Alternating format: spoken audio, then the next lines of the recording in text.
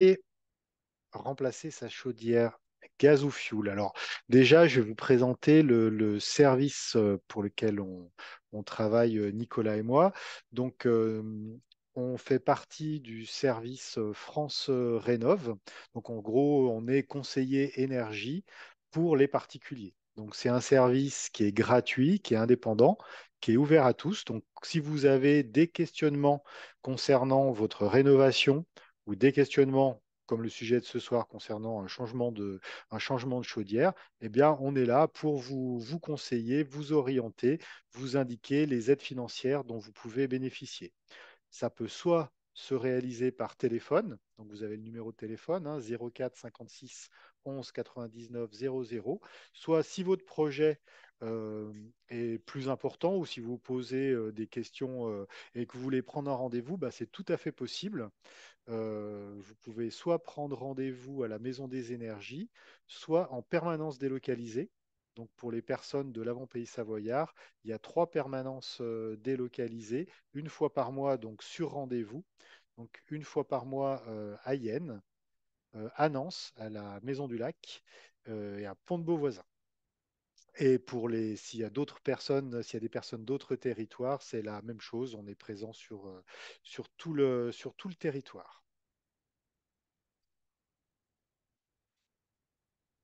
Petit focus sur l'avant-pays savoyard. Depuis maintenant un bon mois, il y a une opération programmée d'amélioration de l'habitat sur l'avant-pays savoyard. Donc, c'est l'OPAH. Et donc, nos permanences ASDER, si vous désirez donc un premier rendez-vous sur des conseils techniques sur les aides financières mobilisables. Et puis, cette OPAH est réservée, on va dire, au public qui ont un revenu fiscal de référence très modeste et modeste. Et un opérateur a été désigné par le territoire pour accompagner les ménages dans leur projet de rénovation. C'est Solia. Donc là aussi, vous pouvez prendre rendez-vous. Donc il y a des permanences à Saint-Genis-sur-Gué, à Nantes et également à Yenne. Donc voilà, n'hésitez pas à faire appel à nous ou à Solia si vous êtes si vous êtes sur ce territoire. Ou autrement, bah, si vous êtes sur d'autres territoires, bah, vous pouvez prendre contact avec nous et on vous indiquera s'il y a un accompagnateur particulier à contacter si vous êtes dans ce cas de figure-là. Alors, pourquoi changer sa chaudière fuel aujourd'hui? Eh bien, déjà, pour des raisons environnementales évidentes. Ici, vous avez l'impact environnemental des principales sources d'énergie pour 1 kWh d'énergie qui va être transmise à votre logement. Et on voit que le gaz naturel, le propane, le fioul, on a un impact en termes de CO2, donc de gaz à effet de serre, qui est très très important comparé à d'autres sources d'énergie comme l'électricité, le bois ou la pompe à chaleur dont on parlera tout à l'heure. Donc cet impact il est important en termes de gaz à effet de serre et ça se traduit bah, par donc, ce dont on parle beaucoup en ce moment avec la COP28, avec un réchauffement climatique qui nous impacte plus que les autres. Dans les Alpes, le réchauffement climatique, il est de plus 2,5 degrés par rapport au début du siècle dernier. Donc, je vais passer rapidement, mais voilà, on voit ici une autre illustration. Je pense que tout le monde l'a vécu ces deux derniers étés avec bah, des météos caniculaires. Et voilà, ce petit slide pour vous montrer qu'en 2014, voilà ce qu'on prévoyait comme météo pour 2050 dans nos régions. Sauf que bah, ça, on l'a connu l'année dernière et cet été. Donc il y a vraiment aujourd'hui une urgence climatique et le remplacement des chaudières fuel ou gaz bah, font partie des solutions pour abaisser notre impact en termes de gaz à effet de serre. L'autre intérêt, bah, c'est aussi que bah, le fuel a des et le gaz aussi sont plutôt dans une tendance à une augmentation du prix des énergies. Ici, vous avez le prix au mois de septembre, donc avec 1 kWh de fuel aux alentours de 13 centimes. Alors, le fioul peut voilà, baisser subitement, remonter très fortement. Euh, voilà, le gaz, on est aujourd'hui aux alentours de 10 centimes. Donc là, j'imagine que bah, vous voulez remplacer votre chaudière fuel ou gaz, mais quand vous décidez de remplacer votre chaudière, vous remplacez uniquement le système de production. Or, un système de chauffage, il n'y a pas que le système de production. Un système de chauffage, c'est un système de production, mais aussi de la distribution, les tuyaux qui relient la chaudière au radiateur ou au plancher chauffant. Ça, c'est ce qu'on appelle les émetteurs de chaleur, système d'émission. Et puis, avec un système de régulation qui va gérer les flux d'énergie dans le radiateur. Et on peut voir ici que le rendement global d'une installation, eh bien, c'est l'addition finalement de tous ces rendements. On va prendre un exemple. Si on prend une ancienne chaudière qui a un rendement de 80%, là, on a déjà perdu 20% d'énergie. Si la distribution n'est pas optimale, on va encore perdre 20%. Si les émetteurs ne sont pas aussi très performants, on va perdre entre 5 et 10%. Pareil pour la régulation. Et au final, eh bien, le rendement global de votre installation ne sera que de 50%. C'est-à-dire que si vous avez, par exemple, vous avez payé 1 litre de fuel, eh bien, il n'y a que 50 centilitres qui va servir à réellement chauffer votre maison. C'est ce qu'on appelle l'énergie utile. Quand on veut changer une chaudière, on s'occupe que de ce rendement-là. Donc, on passe effectivement de 75-80% à un rendement supérieur à 90%. Mais il va falloir aussi traiter la distribution et les émetteurs. Sinon, on risque d'avoir un rendement global de notre installation qui va être plutôt moyen. Donc, avant de remplacer votre chaudière, eh bien, il va falloir penser déjà à désembouer vos émetteurs de chaleur, désembouer vos radiateurs. Ça va permettre un gain énergétique d'environ 10%. Ça va aussi permettre de limiter que les circulateurs se détériorent. Ça va permettre d'avoir de nouveau une puissance de radiateur optimale. Donc le désembouage, c'est vraiment quelque chose d'indispensable. Ensuite, bien évidemment, il va falloir isoler la distribution. Donc, il faut bien vérifier si votre distribution, c'est-à-dire les tuyaux qui relient votre chaudière à vos radiateurs, si ces tuyaux y passent dans un endroit non chauffé, là, vous avez des pertes d'énergie. 1 mètre de tuyau dans lequel passe une eau à 70 degrés, en termes de déperdition d'énergie, ça correspond à une ampoule allumée de 60 watts. Donc, c'est quand même des déperditions qui sont très importantes. Ça va permettre d'optimiser votre système de chauffage, on va dire avec pour un coût qui va être pas excessif. Une isolation de la distribution, ça va être quelques centaines d'euros. De même, pour un désembouage simple, c'est aux alentours de 300 euros. Ça peut monter jusqu'à 1000 euros s'il y a un désembouage très sérieux à opérer. Mais bon, généralement, ça ne va pas forcément, ça va pas être le cas. Et donc, une fois qu'on a réalisé ces travaux, eh ben, on pourra se poser la question, se dire, ben voilà, j'ai une vieille chaudière fuel, une vieille chaudière gaz, par quoi je peux la remplacer? Une première solution, ça pourrait être de la remplacer par une chaudière automatique à granulés de bois. L'investissement, il va se situer, suivant le stockage, entre 15 000 euros et 22 000 euros. Donc là, c'est stockage compris, c'est pause comprise. L'intérêt, le premier intérêt, il va être environnemental, puisque là, on voit que le bois granulé, son impact en termes de réchauffement climatique, en termes de CO2, il est de 30 grammes par kilowattheure.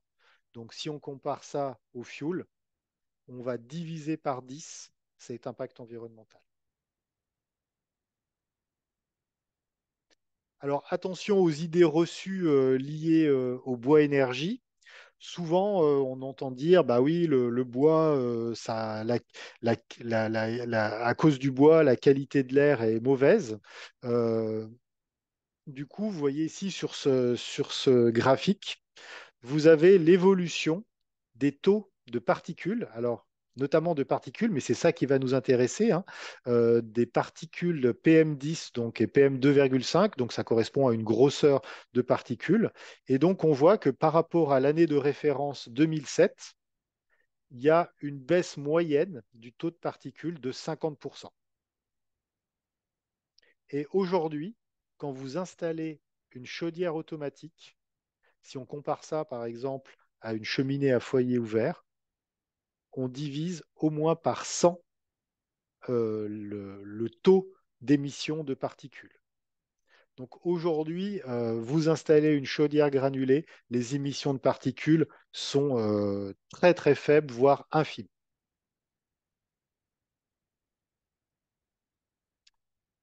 Ensuite, eh ben, cette chaudière, une chaudière à granulés va avoir un rendement qui va être excellent, hein, supérieur à 90%.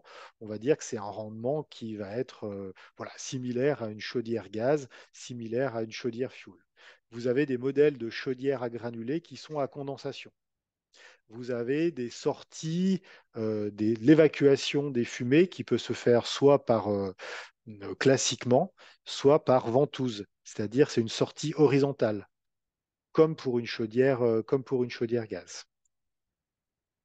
Vous avez des puissances de chaudière qui sont très différentes, donc c'est vraiment adapté. Vous avez de 3 à 10 kilowatts, donc des chaudières modulantes, et ça va pouvoir monter jusqu'à 56 kilowatts de puissance.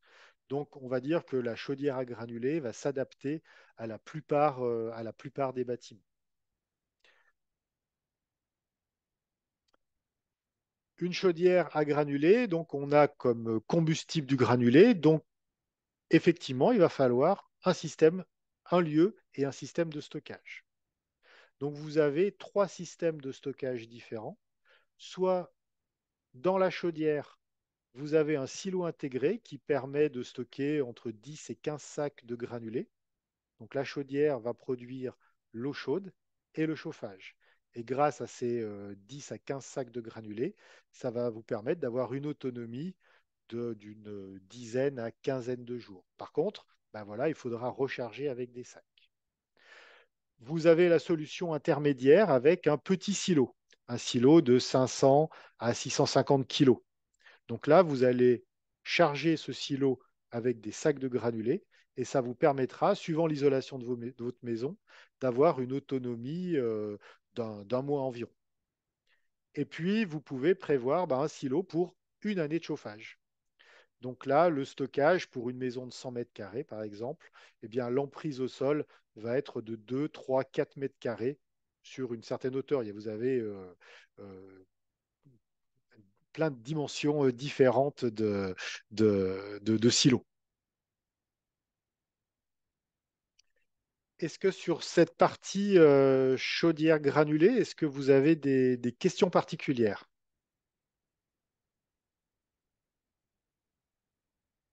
ou est-ce que c'est clair? Bon. Une petite question, s'il vous Oui, plaît. oui. En fait, là, on est obligé de charger avec à la main, quoi. Alors, Les sacs, on est obligé de les vider. le chargement, euh, pour la première solution, donc avec une chaudière avec silo intégré, oui, il faut recharger avec des sacs de granulés. La solution intermédiaire aussi avec le mini silo, mais vous pouvez opter pour un stockage avec silo souple, qui peut être silo souple ou silo maçonné. Je pense que vous voyez ma souris. Donc à ce moment-là, c'est un camion souffleur qui va venir vous livrer en granulés, donc qui va souffler dans le silo la quantité de granulés qu'il vous faut pour un an de chauffage. On va essayer de dimensionner le silo pour un an de chauffage. Donc là, c'est par camion souffleur. Et donc les prix que l'on vous indiquait, 15 000 à 22 000 euros. 15 000, on est plutôt sur le silo intégré. 17 000, 18 000 euros C'est des prix moyens, hein. C'est avec un mini silo et 22 000 euros, c'est avec le silo souple pour 1 an de stockage de granulés.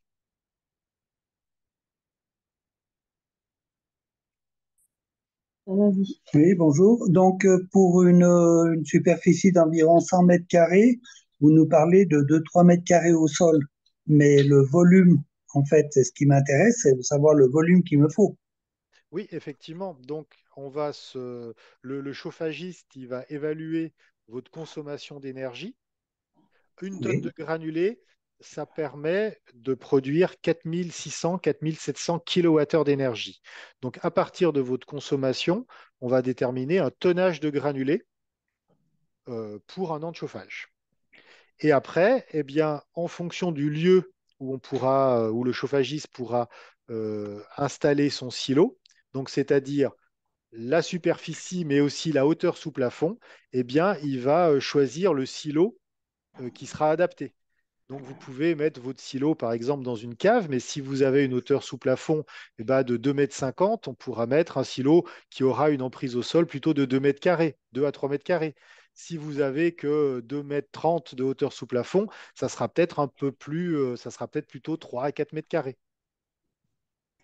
d'accord, oui, oui.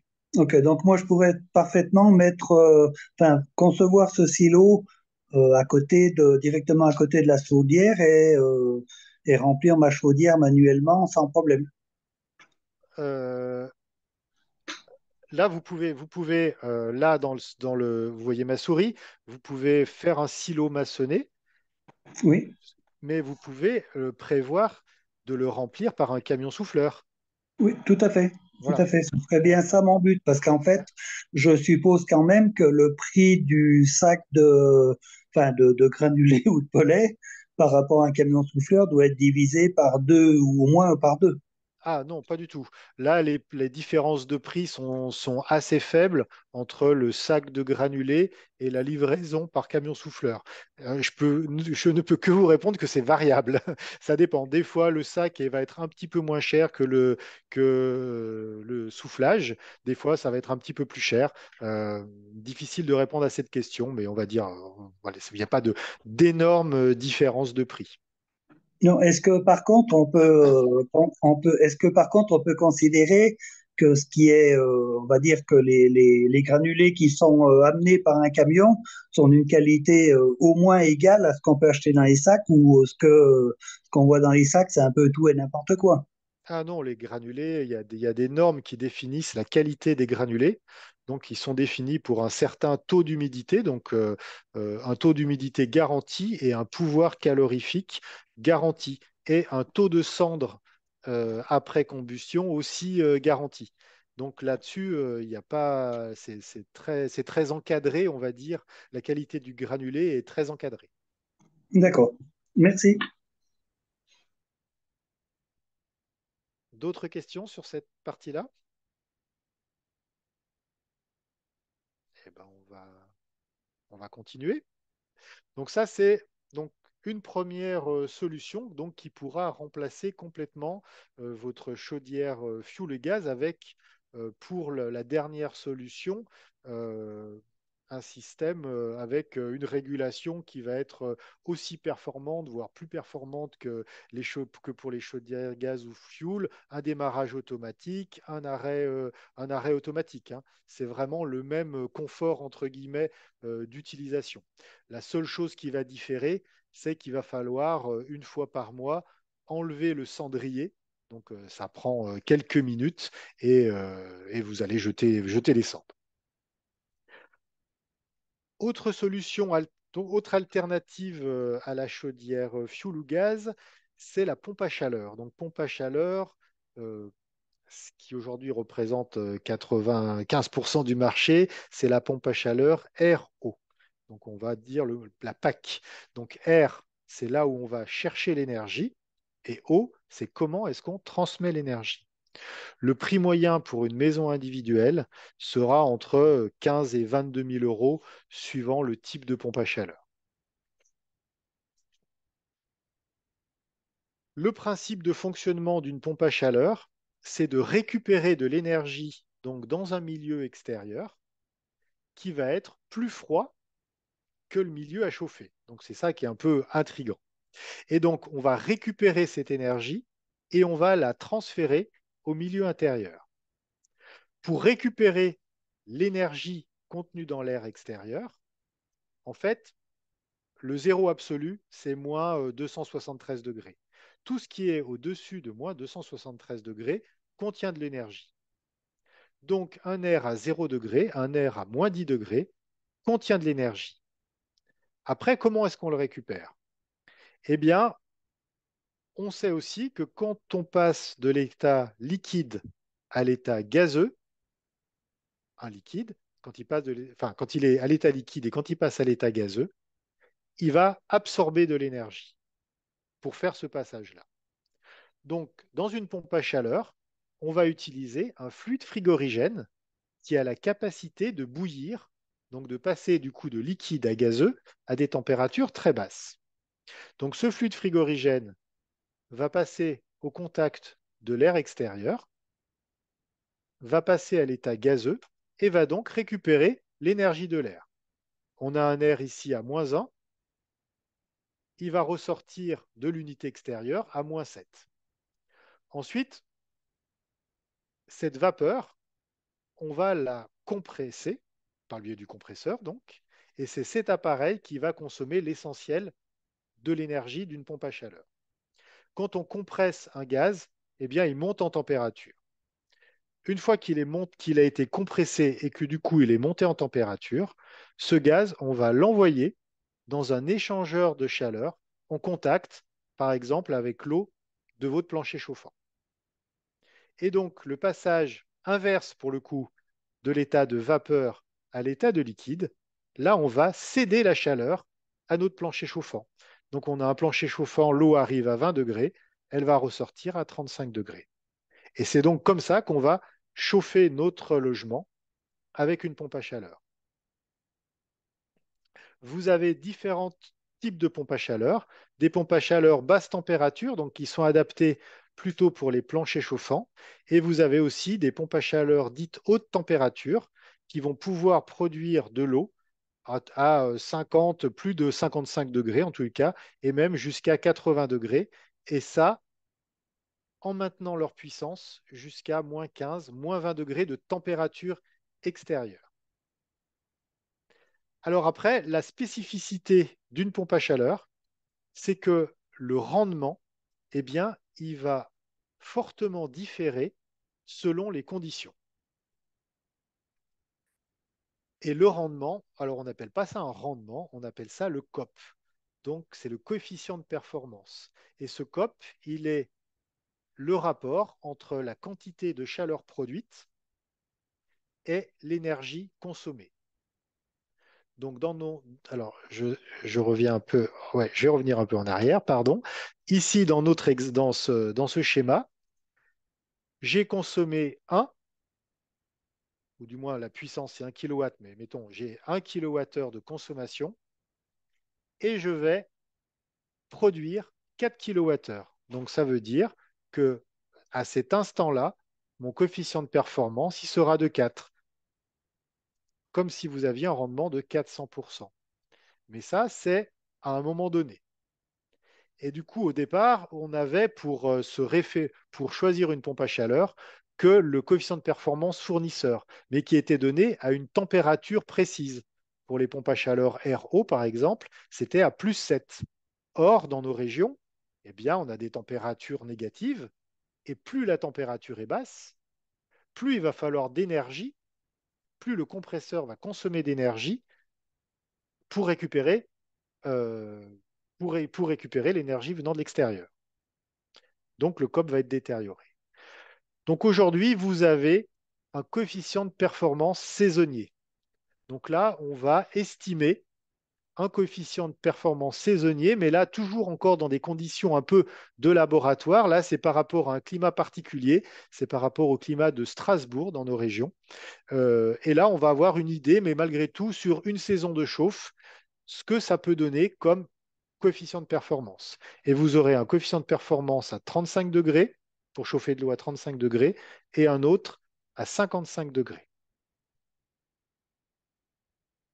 Sauf que bah, ça ne sera pas quand même le coefficient de performance pour votre maison, puisque vous habitez dans un endroit particulier, peut-être en altitude, peut-être dans une région où il y a un peu plus de brouillard, et puis vous avez comme émetteur de chaleur peut-être un plancher chauffant, mais peut-être des radiateurs basse température, peut-être des radiateurs en fonte, peut-être des radiateurs haute température.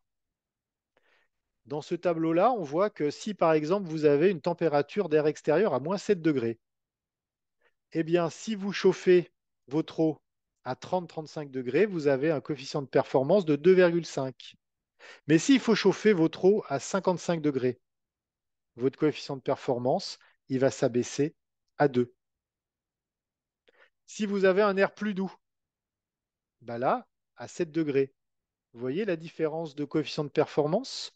Donc, on va avoir finalement euh, un coefficient, un rendement qui va varier à la fois en fonction de la température extérieure et aussi en fonction de la température d'eau qu'on va devoir envoyer dans l'émetteur.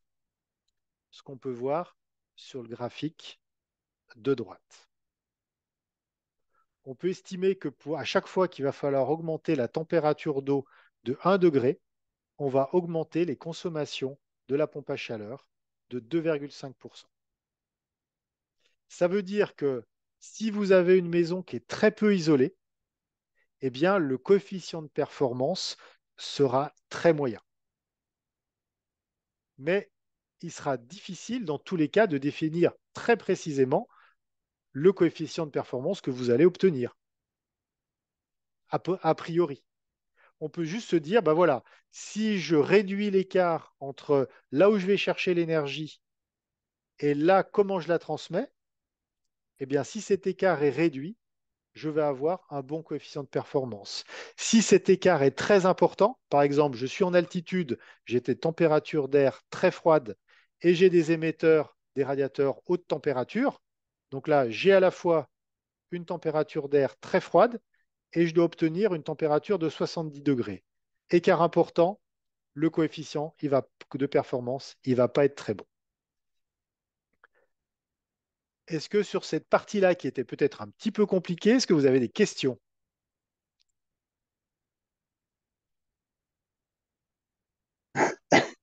Oui, alors par rapport à tout ça, est-ce que ma production d'eau chaude pourrait toujours se faire par rapport à une pompe à chaleur? Alors, la pompe à chaleur, elle peut soit uniquement produire de l'eau chaude pour le chauffage, soit elle peut être double service et produire à la fois l'eau chaude sanitaire et le chauffage, et l'eau de chauffage. Mais ça veut dire qu'au niveau consommation, ça va être énorme. Non, ça veut dire que bah, pour la production d'eau chaude sanitaire, le coefficient de performance, il sera à ce moment-là moins bon.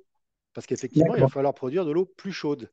Oui, parce que Mais ça sera de toute façon meilleur, pardon, je vous ai coupé, hein, ça sera de toute façon meilleur qu'un chauffe-eau électrique.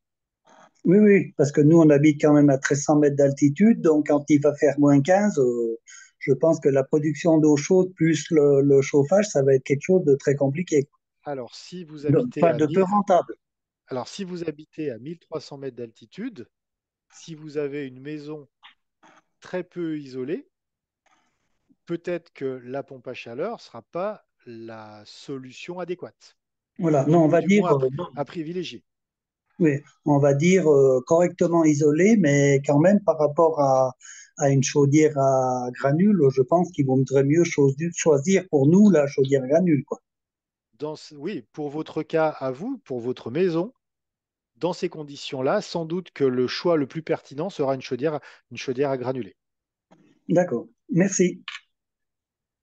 Donc ici, vous avez aussi les variations de rendement, de coefficient de performance entre, voilà, j'envoie de l'eau à 35 degrés et j'envoie de l'eau à 60 degrés. Eh bien, vous avez une dégradation du coefficient de performance de 60%. Là, un autre exemple, voilà, j'envoie à 62, 45, 60 degrés. Voilà, on a une dégradation du COP de 50%. Alors, ça veut, ça veut pas dire pour autant qu'une pompe à chaleur est une mauvaise solution. Une pompe à chaleur peut être une très bonne solution, mais il va falloir essayer d'avoir une maison bien isolée et de limiter cet écart entre là où je vais chercher l'énergie et comment je la transmets. Donc plutôt privilégier les émetteurs basse température, donc plancher chauffant, ou radiateur basse température. Ou alors, si vous avez réalisé, si vous aviez au départ des radiateurs haute température, mais que vous avez isolé votre logement, ben, ces radiateurs deviennent surdimensionnés, puisque vous avez isolé, et de ce fait, on va pouvoir envoyer de l'eau à plus basse température. Et dans ce cas-là, la pompe à chaleur peut fonctionner avec un coefficient de performance intéressant. Excusez-moi, comment reconnaît-on des radiateurs à basse température?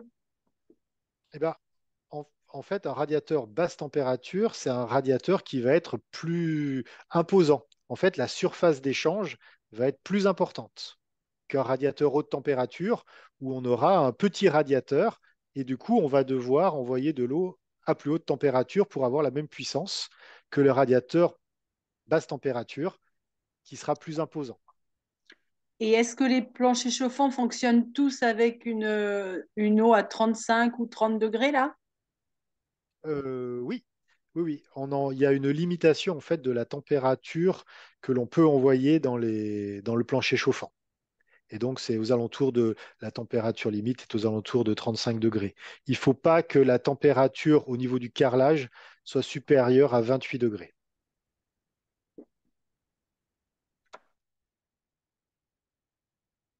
C'est OK? Autre point de vigilance, si vous avez des voisins assez proches, il y a une réglementation contre le bruit de voisinage. Donc là, voilà, il faut que le bruit de la pompe à chaleur n'excède pas 3 décibels la nuit au bruit ambiant.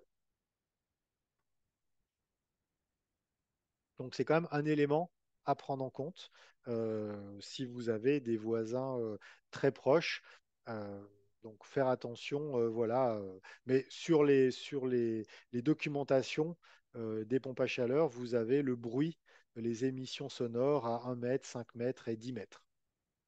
Donc ça vous permet d'évaluer s'il y aura un problème ou pas. Du coup, pour conclure sur les pompes à chaleur, elles vont être performantes. Les pompes à chaleur RO, celles qui sont installées la plupart du temps, elles vont être très performantes. Si on est plutôt en climat, on va dire plutôt doux, ou si du moins on est plutôt en plaine, à partir de 900, 1000 mètres, voilà, ça va commencer, le coefficient de performance va commencer à se détériorer.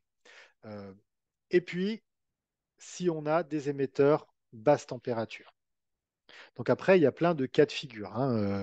On peut avoir très bien être en pleine et avoir un radiateur où on va envoyer de l'eau à 55 degrés. Donc après, il faudra juste être conscient qu'une pompe à chaleur, dans ce cas de figure-là, la pompe à chaleur, elle aura un rendement assez moyen. Si vous êtes à Chambéry avec une maison très bien isolée, un plancher chauffant, la pompe à chaleur, elle aura un coefficient de performance qui pourra être bon à très bon. Et si vous vous orientez vers une pompe à chaleur géothermique, donc là, on va faire des forages verticaux. Donc on aura une source froide, donc là où on va chercher l'énergie qui sera, on va dire, globalement plus élevée en hiver que la température de l'air, et bien là, on pourra avoir des coefficients de performance de supérieurs à 4, voire à 5. Donc ça, c'est une solution qui est très intéressante, mais qui a un coût d'investissement élevé. Donc, OK, émetteur plutôt basse température, logement bien isolé, et puis après, bah, il faut un installateur expérimenté qui dimensionne de manière, on va dire, précise votre pompe à chaleur.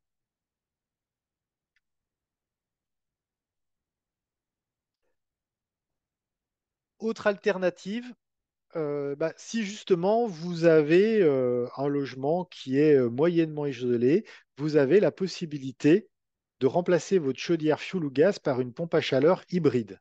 Donc la pompe à chaleur hybride, vous avez dans la même boîte, si vous voulez, une petite pompe à chaleur et une chaudière qui fonctionne au gaz ou au fioul. Et en fonction du prix de l'énergie, de la température extérieure, eh bien, la régulation va, quand la température de l'air est plutôt bonne, ben, c'est la pompe à chaleur qui va chauffer totalement votre logement. Et puis à un moment donné, la température extérieure baissant, à ce moment-là, c'est le gaz, dans notre exemple, c'est le gaz naturel, la chaudière qui va se mettre en route partiellement pour compléter la production de la pompe à chaleur. Et puis, il y a un moment donné où la pompe à chaleur va avoir un rendement trop bas, et du coup, le coût énergétique va être trop élevé par rapport au gaz. Donc là, la régulation va arrêter automatiquement la pompe à chaleur, et c'est la chaudière gaz qui va prendre complètement le relais. Donc, le fonctionnement, la régulation, elle se fera généralement en fonction du coût de l'énergie.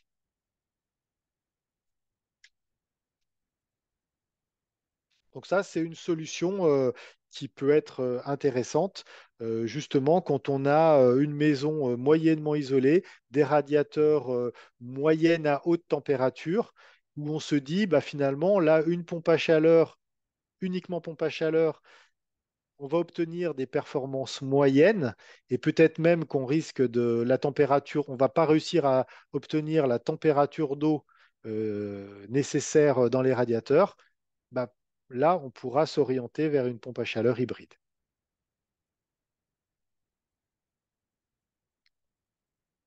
Pour terminer, alors ça, c'est plutôt en complément de votre chaudière fuel ou gaz, vous pourrez intégrer des capteurs thermiques, soit bah, pour uniquement l'eau chaude sanitaire, soit pour faire à la fois une partie de l'eau chaude sanitaire et une partie du chauffage. Vous avez deux grandes technologies, c'est les capteurs solaires. Donc, quand il y a du soleil, un liquide va être réchauffé donc, par les capteurs thermiques et ce fluide réchauffé va être envoyé soit directement dans la dalle ou les radiateurs, soit va être stocké dans un ballon, dans un ballon et on parlera d'hydroaccumulation. Un système de chauffage solaire va vous permettre une économie par rapport à votre énergie d'appoint de 30 à 50%. Donc, ça va aussi permettre de réduire l'impact environnemental de votre chaudière fuel ou gaz de 30 à 50%. Par contre, bah, un système de chauffage solaire ne pourra pas couvrir la totalité des besoins. Donc, vous aurez forcément besoin d'une énergie complémentaire.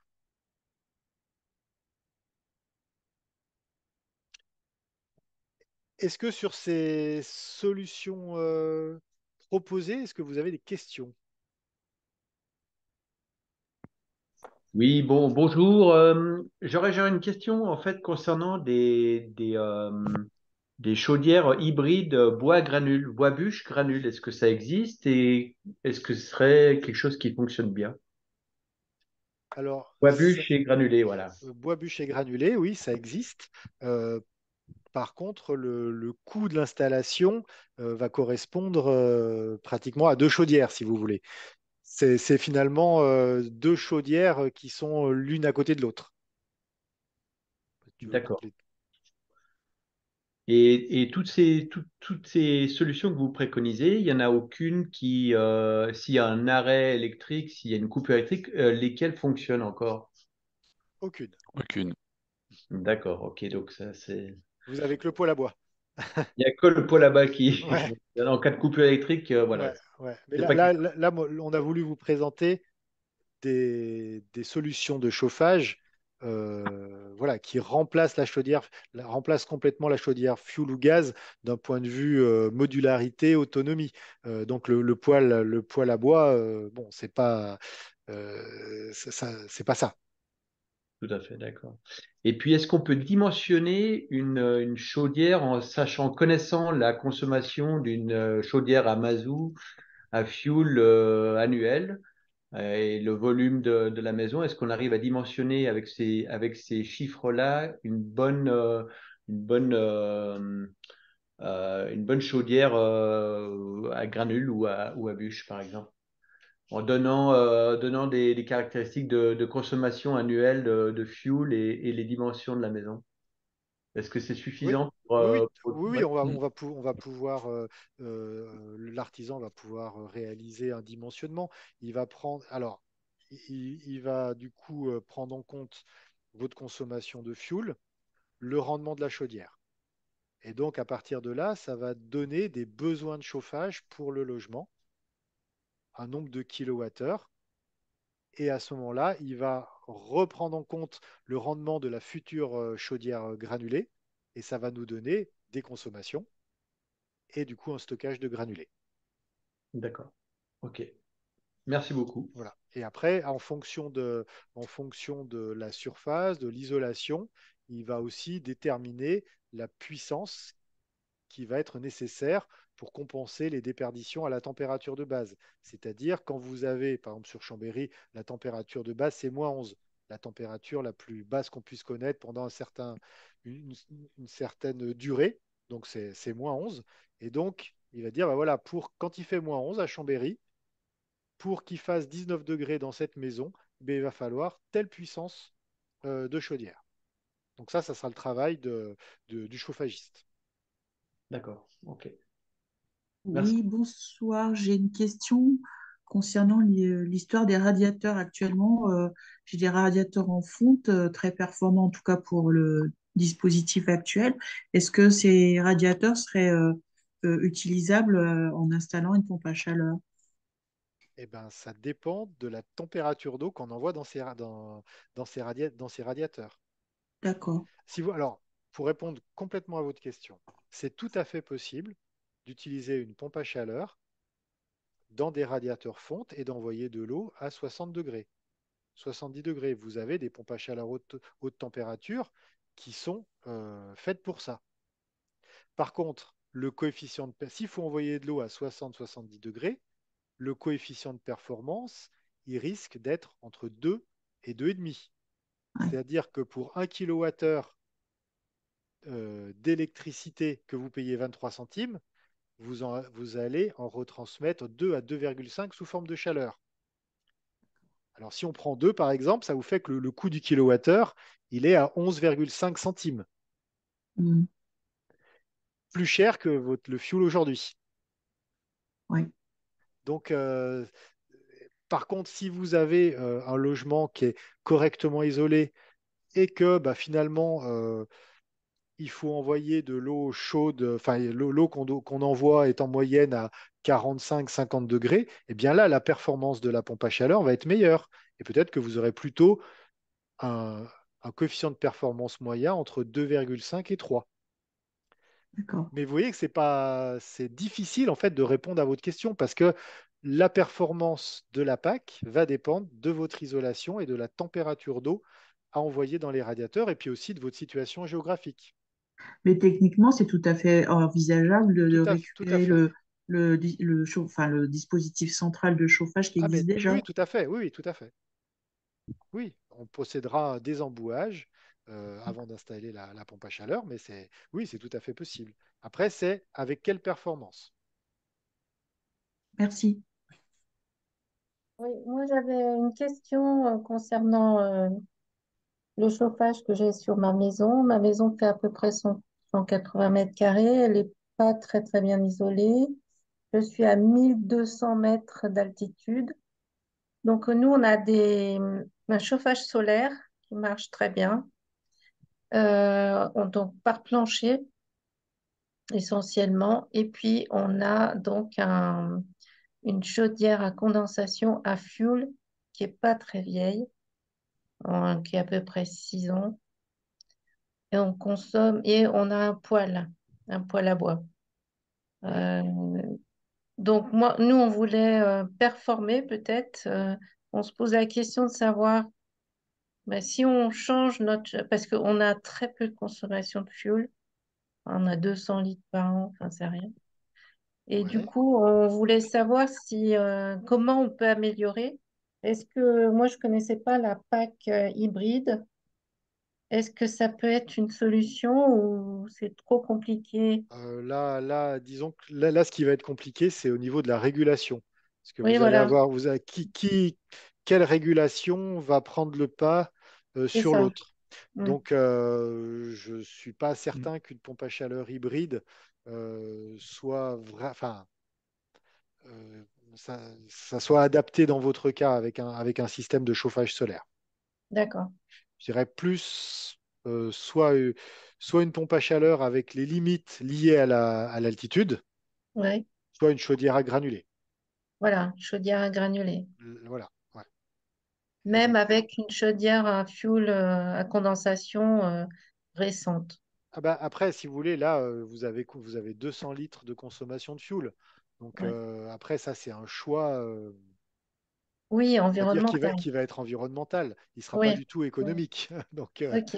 ouais, là, vous Et avez donc, des. on a des aides pour changer de chaudière dans ce cas-là. Alors, oui. Oui, ah, d'accord. Alors, les aides. euh, Tu veux que je prenne Ah bah vas-y Allez, Nicolas, parce que je sais que je... tu aimes ça, parler des aides financières. Ah, les aides en ce moment, c'est pas évident de répondre à ces questions parce qu'il y a des gros changements qui arrivent en 2024, dont certaines informations dont on n'a pas, des informations qu'on n'a pas complètement. Au jour d'aujourd'hui, il y a des aides de l'État et aussi des certificats d'économie d'énergie. Les aides de l'État, ça va changer en 2024. Les certificats d'économie d'énergie, c'est maintenu. Donc, il y aura toujours cette prime-là possible. Le fait de se débarrasser d'une chaudière fuel vers un système de chauffage à énergie renouvelable, il y a une prime possible qui va varier de 2500, 4000 ou 5000 euros. Ça dépend des systèmes de chauffage. Et ça dépend aussi du revenu du demandeur. Voilà, donc il y a cette prime où voilà, le fait de se débarrasser d'une chaudière fuel ou une chaudière gaz, il y a cette prime possible. Ensuite, les aides de l'État en 2024 elles vont changer. Ça dépendra, a priori, je parle un peu au conditionnel, parce que c'est pas complètement confirmé tout ça, on n'a pas, il nous manque des brides d'informations. A priori, ça partirait sur des aides possibles à condition d'être en étiquette euh, pour le changement de système de chauffage, hein, je précise, ça demande à être en étiquette A, enfin A, il n'y a pas d'intérêt, mais à E. Si vous êtes en étiquette DPE, F ou G, vous ne pourrez pas juste demander des aides sur le changement de chauffage. Il faudra coupler ça à des travaux d'isolation. Alors, oui. Et du coup, alors, voilà, c'est effectivement, on n'est pas encore, on n'a pas encore toutes les informations. Alors, sur ce début d'année 2024, il est possible que vous ayez encore la possibilité de pouvoir bénéficier des aides de l'État, donc ma prime Rénov', euh, Hmm. jusqu'au mois de juillet. Mais en fait, on attend avec peut-être pas forcément un diagnostic. On ne sait pas trop, en fait. Ouais. On va le savoir très vite, hein. Il y a un webinaire prévu ce jeudi sur les aides financières. En tous les cas, minimum la prime énergie, plus des aides de l'État possibles. On verra si leur montant est maintenu et les Ok, conditions exactes. merci. Et du coup, ces montants seront toujours en fonction de votre revenu fiscal de référence, donc différés en fonction de votre revenu fiscal de référence. Excusez-moi, auprès de quel organisme peut-on se tourner pour faire un bilan sur notre isolation de notre maison, de notre logement? Pardon, j'avais coupé mon micro. Eh bien, vers nous, vous pouvez prendre contact avec nous soit on vous répondra par téléphone, soit prendre rendez-vous et on pourra ensemble prendre une heure de temps pour décortiquer un peu votre maison et voir quelles sont les priorités d'isolation par rapport à votre cas particulier. Merci. Donc, il faudra en gros avoir un bilan énergétique pour voir quelles sont les aides qu'on va pouvoir avoir. Alors, sans doute un diagnostic de performance énergétique qui sera peut-être à partir de janvier Si vous remplacez uniquement votre chaudière par un autre système, euh, ça sera peut-être ça qui sera demandé. On attend encore confirmation, mais d'ici à quelques jours, vous aurez des informations et regardez notre site internet régulièrement. On va réaliser une lettre spécifique dès qu'on sera certain des aides financières pour 2024. D'accord, merci beaucoup.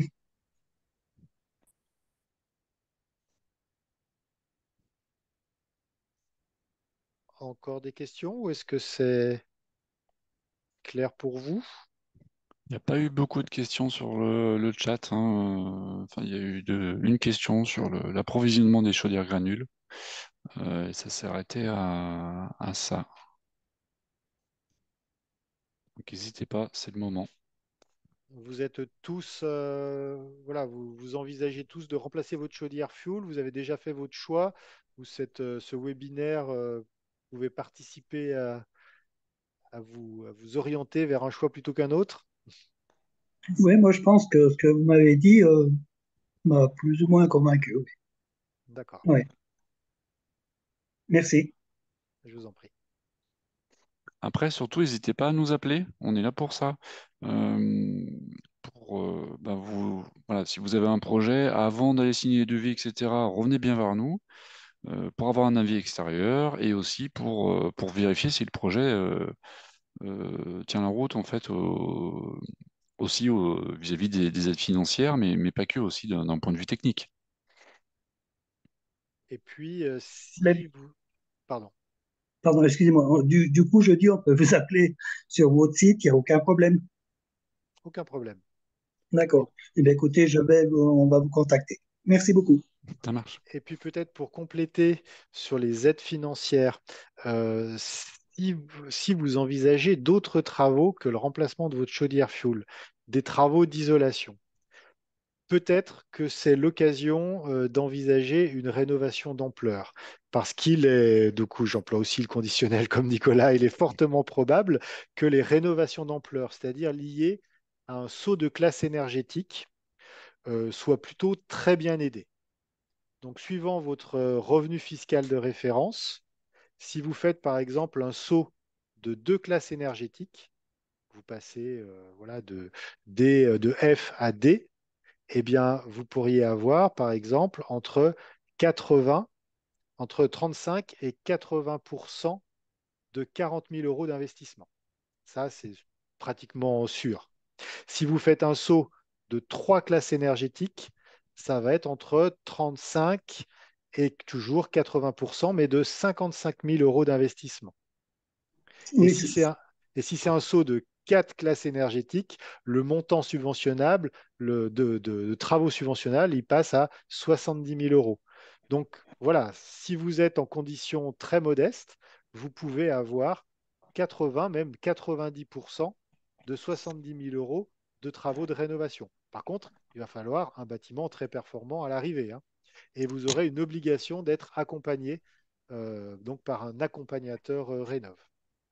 oui, oui, tout à fait. C'est pour ça que je disais qu'il fallait absolument qu'on ait un bilan énergétique déjà complet afin de voir tout ce qu'il y avait un petit peu à Oui, modifier ou à ouais, revoir parce que ou ça, de façon à devenir beaucoup plus performant. Mm. voilà, parce que juste remplacer sa chaudière fuel, Quoi. donc c'est intéressant hein, d'un point de vue environnemental, ça peut être intéressant d'un point de vue économique. Après, au niveau des aides, bah, les aides, elles vont quand même être moins importantes qu'en cas de rénovation d'ampleur. Donc vraiment, si vous avez une maison moyennement ou peu isolée, voilà, posez-vous la question, prenez contact avec nous si vous le souhaitez pour voir ce qui serait à réaliser.